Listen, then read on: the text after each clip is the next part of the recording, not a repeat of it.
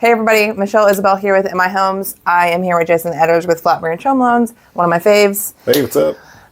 So we're here to talk to you about the things that are coming down the pipeline. You're hearing everybody talk about buy a house now because the rates are high. Don't buy a house now because the rates are higher, and wait until they drop. But here's the flash news that some people probably don't know is that waiting until the rates drop is when everybody else is also waiting. So it's going to end up costing you more money. So yeah, Jason and I are going to talk about that. It's been kind of the theme all of 2023, and now going into 24, like rates are going down. So we've just been preaching like buy the house, buy the house. You should always buy the house. You can always refinance later. You can do other things to make the house affordable as rates come down. But the house is going to go up in value. Like they just always go up in value. So we're coming out of a market that was probably one of the hardest markets, not hardest, but one of the worst real estate markets in the Kansas City area anyways, for like the last 20 years, really. Like rates shot from 3% to 8%, it seemed like overnight. Yeah. So it definitely slowed the market and, scared people away from purchasing. So, but there's a cost to that. So that if you waited, you didn't buy a house in 23 because rates are high. Now you want to buy one in 24. Right.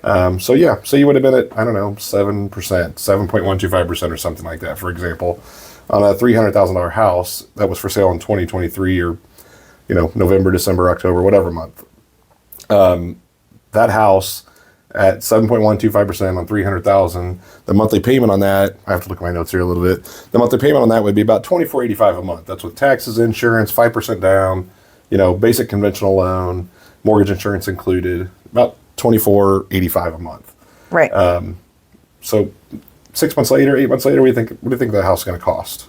Especially going into like the March, April. Right. In Kansas City, over the last 10 years, average price increase year over year has been 7.21%, which isn't a negative. It means it's going up, which means every year we're always going to be going up. So, and that's average for the year. Right. That doesn't include like a little summer market that like is a, a little, that probably helps that average a lot. And also like 19 to 20, and then 21 to 22, like that number was significantly higher than 7%. Right. So maybe 325, 330. And then if you end up with, multiple offers, that's going to raise it more because you're going to have to pay cash and things like that. So let's just say, 330? Yeah, 330. So the house is 330 now that you have to pay to buy it. Now, you didn't buy it in 23, and you're going to buy it now in early 24 at 330. And say rates have dropped a full percent to 6.125 on that same house.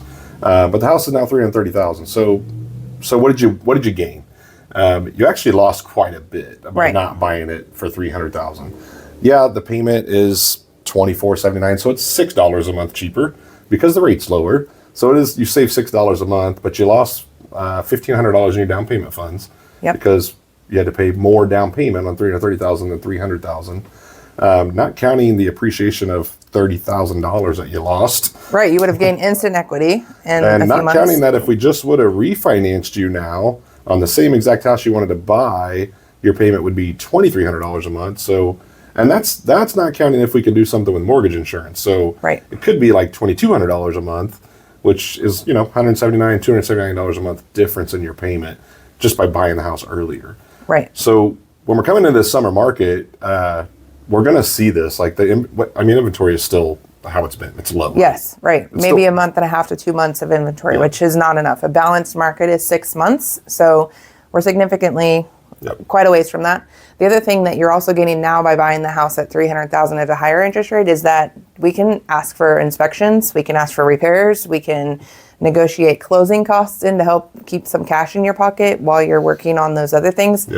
There's more to just, hey, I'm going to pay $6 less a month for more house. Yeah, I've seen a lot of those this past year.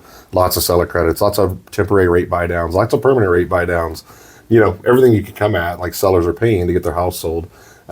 Those are probably going away here real soon, especially when rates come down. It's going to be another, maybe not 20 offers like we had in 2020, but I wouldn't be surprised on a really marketable house that you're looking at 5, 6, 7, 8 offers, and you're not getting seller credits on that. You're probably going to pay over asking. You're probably going to have to do an appraisal waiver and inspection waivers and things of that nature just to have an opportunity to get that same house. Right. And and also the thing that we didn't talk about that I just kind of brought up was that you're going to be paying more interest over the life of the loan on the $30,000 extra. on top of it. So yeah, plus you're not counting the $30,000 in interest that you're paying each month, which in the beginning of the loan is a lot more interest than the end of the loan. So you're paying quite a bit more interest on that.